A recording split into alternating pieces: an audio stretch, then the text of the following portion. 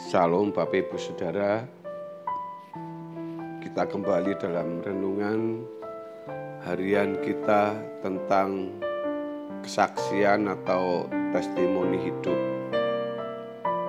Saudaraku, mengikut Yesus bukan jalan yang mudah. Seringkali Tuhan tidak menunjukkan hal-hal spektakuler yang membuat kita bisa memberikan testimoni atau kesaksian kepada orang di sekitar kita bahwa mengikut Tuhan itu menguntungkan. Tuhan mau supaya kita percaya, supaya pada akhirnya kita tahu bahwa jika seseorang benar-benar menjalani hidup kekristenan dengan benar, dia pasti akan menemukan kesaksian atau testimoni dari pengalaman pribadinya bahwa Allah itu hidup. Nasihat Rasul Paulus kepada Timotius di dalam 2 Timotius pasal yang pertama ayat yang ke-8 menjelaskan, jadi janganlah malu bersaksi tentang Tuhan kita, dan janganlah malu karena aku seorang hukuman karena Dia, melainkan ikutlah menderita bagi Injilnya oleh kekuatan Allah. Saudara, Injil itu kabar baik, tetapi Injil yang benar akan membuat hidup kita tidak mapan di bumi ini, mengganggu kenyamanan dan kemapanan hidup versi dunia. Yang itu membuat orang tidak bersedia. Bukan saja tidak ada jaminan di depan, melainkan juga membuat kenyamanan dan kemapanan hidup terganggu. Tetapi inilah fakta yang tidak bisa dihindari, hukum yang harus ditegakkan atau digelar, atau tatanan yang harus dipatuhi. Saudara-saudara yang saya kasih dalam Tuhan Yesus, Allah kita bukan seperti Allah, dewa, ilah yang disembah dalam agama suku tersebut. Allah kita tidak sama dengan mereka. Jadi jangan merasa dengan berliturgi, menyanyikan lagu rohani yang kita nyanyikan di gereja, kita sudah menyembah Allah. Justru sering liturgi malah menyesatkan, membuat orang bohong atau menipu, sebab dalam hidup kesehariannya tidak sesuai dengan pengakuan di dalam gereja. Lagu-lagu yang kita nyanyikan di gereja, apakah itu peta dari kehidupan kita setiap hari? Saudara, memuliakan Tuhan itu juga bukan hanya berbuat baik, lalu membuat Tuhannya orang Kristen dipuji orang. Sama sekali bukan demikian, walaupun itu tidak salah. Itu adalah dampak dari orang yang benar-benar memuliakan Allah. Memuliakan Allah adalah melakukan segala sesuatu yang membuat Tuhan terhormat. Saudara, Allah tidak peduli dengan apa penilaian orang terhadap diri kita masing-masing, tetapi Allah peduli dengan apa yang Dia bisa rasakan dari apa yang kita lakukan. Walaupun pada awal-awal saudara merasa untuk memuliakan Allah dengan segala hal yang kita lakukan, seakan-akan Allah tidak memberikan reaksi atau respon. Saudara yang dikasihi oleh Tuhan Yesus, lakukan terus. Itu yang namanya menyembah Allah dalam roh dan kebenaran. Di dalam Yohanes pasal yang keempat, ayat yang ke-23, tetapi saatnya akan datang dan sudah tiba sekarang, bahwa penyembah-penyembah benar akan menyembah Bapa dalam roh dan kebenaran. Sebab Bapa menghendaki penyembah-penyembah demikian.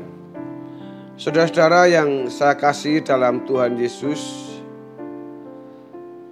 ketika kita bersungguh-sungguh belajar untuk memuliakan Allah dengan segala sesuatu yang kita lakukan, kita akan mendapat merupakan testimoni atau kesaksian dari pengalaman hidup bahwa Dia ada.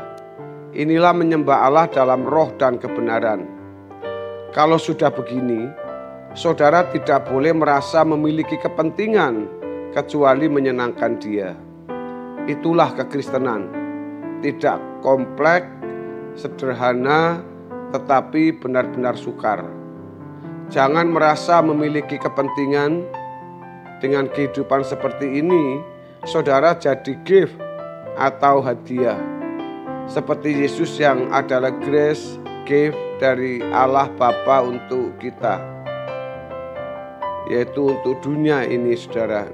Karena begitu besar kasih Allah akan dunia, dalam Yohanes menyebutkan tentang itu. Dan kita menjadi hadiah untuk orang yang ada di sekitar kita. Bahkan untuk musuhmu, orang yang melukai kita, kita harus bisa menjadi hadiah bagi mereka. Saudara, saya kira di antara saudara ada yang punya dendam, sakit hati, mungkin tersimpan di bawah sadarmu. Mari perkarakan itu. Karena dendam itu duka abadi. Sedangkan pengampunan adalah sukacita abadi di kerajaan surga. Tidak ada pendendam masuk surga karena membenci saudaranya adalah membunuh. Orang yang memusuhi kita bukan orang beragama lain. Teman-teman, saudara seiman, teman sepelayanan, teman pendeta, tidak apa-apa saudara. Jangan membalas kejahatan dengan kejahatan. Bagaimana memulihkan luka hatimu, dendammu kepada orang yang melukaimu, yaitu dengan cara berbuat baik menolong mereka.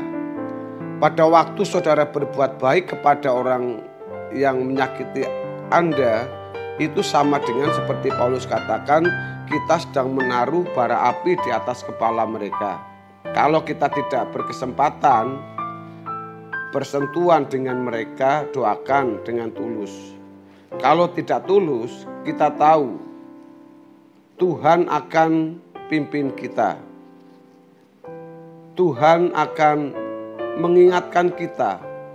Saudara, engkau tidak punya hak untuk dendam atau balas dendam karena kamu itu sudah tidak berhak memiliki kepentingan.